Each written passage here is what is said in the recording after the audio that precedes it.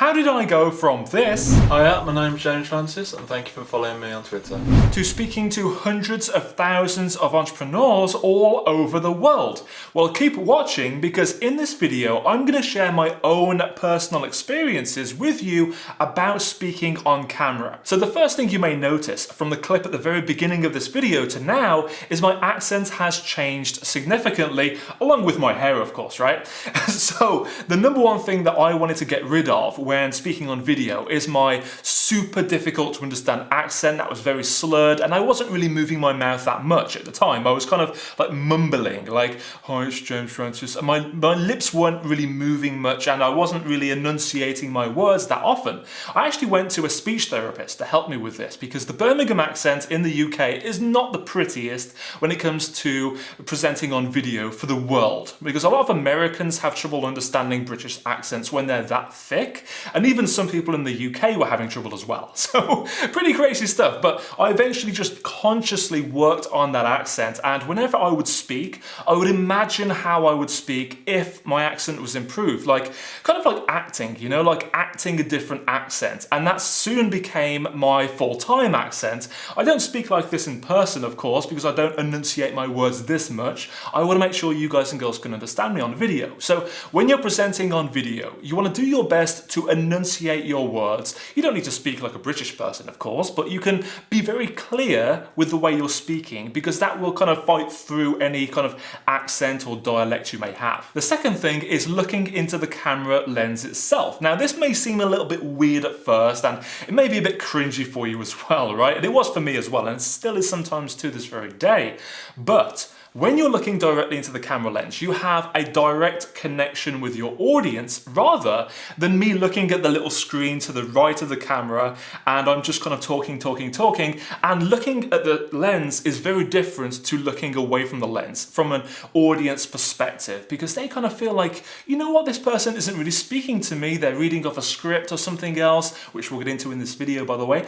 But you know, it's just not really connecting with the audience in a great way when you aren't looking directly at them like this. It's much better to focus directly on the camera lens and look directly into their eyes so they feel a sense of connection. And speaking about scripts, this is something I get asked about a lot. James, should I script out every single word in my video? Should I have like a rough outline for the video? How do you recommend this goes? Well, in my personal experience, whenever I've scripted a video, it comes across as really robotic. Like I'm just kind of sitting there like, hi guys, welcome to my video. In this video, you're going to learn how to, and it's just really boring for the audience to watch, right?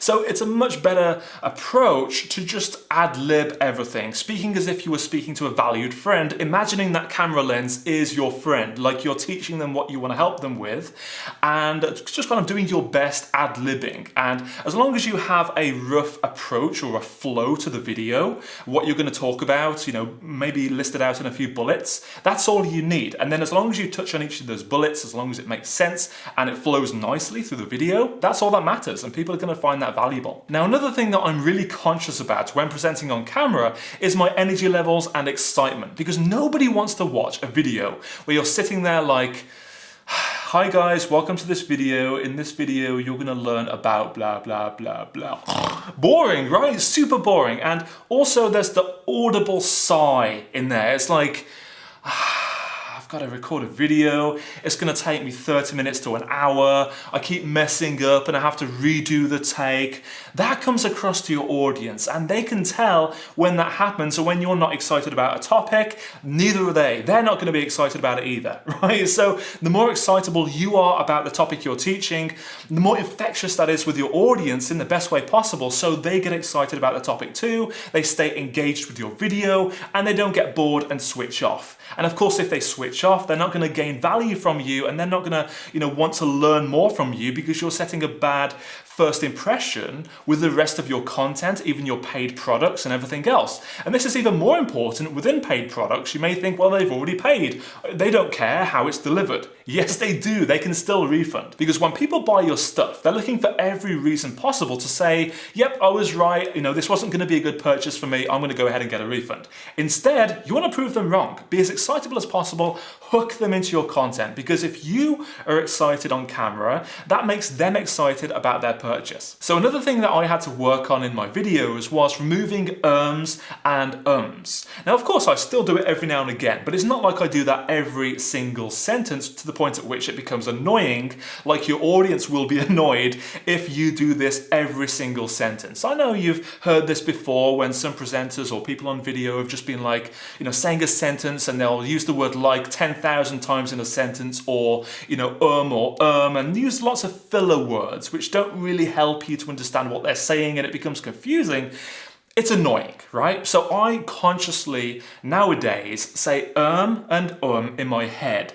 Okay, so it may sound a little bit weird, like you're talking to yourself in your head, James, you're crazy, right? But it works. Try it for yourself. So whenever you would usually say say it in your head before you say it out of your mouth, because then you can stop yourself from saying it. And the best thing is, even though it feels like forever when there's a pause on camera when you're presenting, the reality is it's not actually that long when you watch the footage back. So sometimes I will pause when I'm speaking for dramatic effect, or to get a point across, or even sometimes to think about what I'm going to say next, or between sentences like that. However, it doesn't actually come across on camera as that long when people are watching it back, even though for me it feels a little bit awkward and I'm kind of thinking, okay, quick, I need to say something before it becomes annoying to the viewer. Now, one big elephant in the room that I haven't mentioned yet is equipment. What is the best equipment to use and how to set it up in the right way to get the best video possible? Well, of course, I could spend an entire video dedicated to what equipment to use, the best microphone to use, the best camera, how to set everything up, and so on and so on. So we don't really have time to cover everything when it comes to equipment in this video.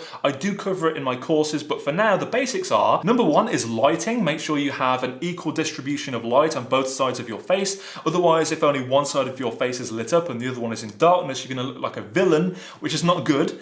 Okay, when you're trying to get people to trust you and know who you are and like you, not good to come across as a villain. So try not to have one side of your face in darkness while the other one's super bright. That's why right now I have a studio light over there and a natural window over there. That way it's pretty equal. It's not fully equal, but it's close enough for this quick video. I have a microphone up there, which is just pointing down to my mouth, and I have this setup over here to make it look like I'm working and it's the online business feeling about it, right? If I wanted to, I could get rid of this stuff and I would be central in the middle of the camera instead, in the middle of the shot. I would have an equal amount of space either side of me and a very small amount of space above my head to the top of the video shot, and that way it would all be kind of nice and equal. But as I have this here, it makes sense that there's something here and there's something here, so it kind of goes nice and equal, or at least close to it in this video. So another thing you may have noticed on my YouTube videos is I do those really weird zoom in and zoom out cuts, and that is intentional, ladies and gentlemen, because in the past I used to do the whole thing in one take, and it would just be me sitting here for like 15 to 20 minutes talking about the topic, but I found through my analytics that people were dropping off, getting bored, and whatever else, right?